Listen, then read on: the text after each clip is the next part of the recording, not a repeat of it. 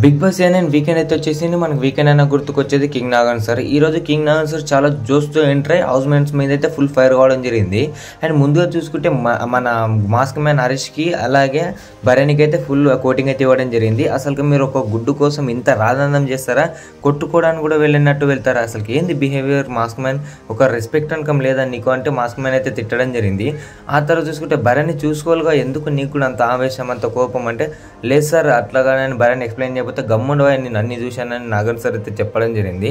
And ఇది ఇంకోసారి repeat కాకండి, ఎంతగానో దిగజారకూడదు. చిన్న చిన్న వాటి కోసం మన క్యారెక్టర్ పోతుందని భరణికి అలాగే మాస్క్ మ్యాన్కి హౌస్ మేట్స్ కూడా చెప్పడం జరిగింది.